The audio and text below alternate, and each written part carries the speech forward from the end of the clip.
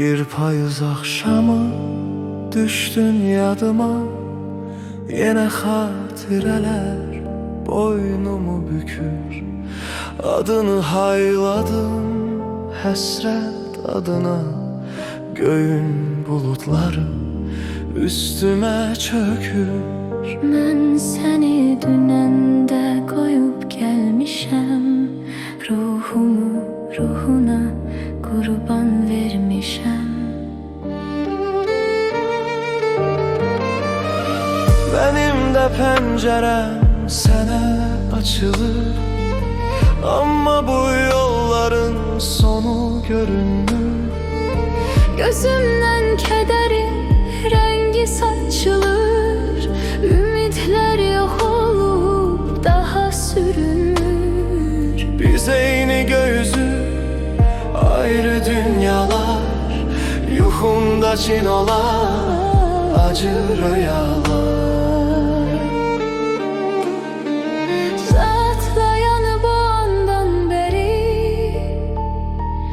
geri qayıtmağa cəsarətim yox.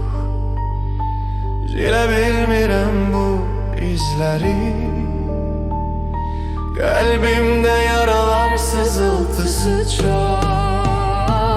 Gecikti sevgimiz, çok geciktik biz.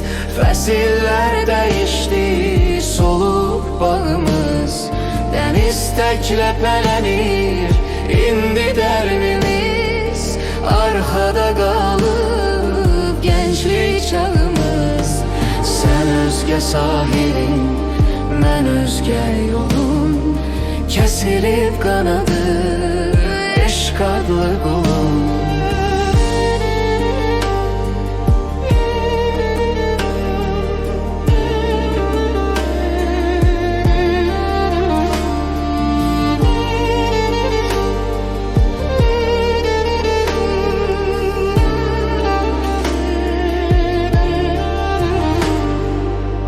İndi sən başqasının ömür yoldaşı, mənsə təkliyimlə açıram süfrə.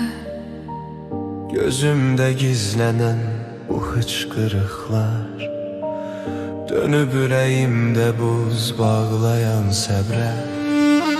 Taleyin hökmünə baş əyirik biz, ayrı qatarlarda tək gedirik biz.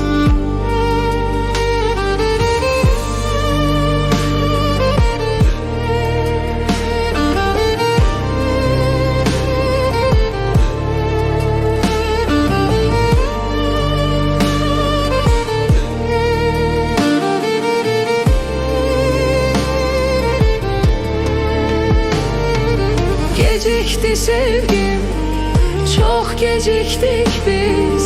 Fəsillər dəyişdi, solub bağımız.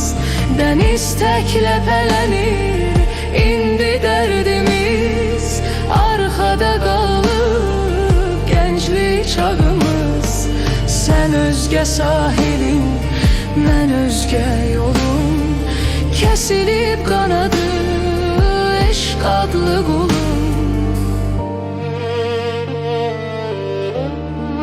Geciktim sevgim, kavuşabilmedik. Əlvidə bitməyən sevgim.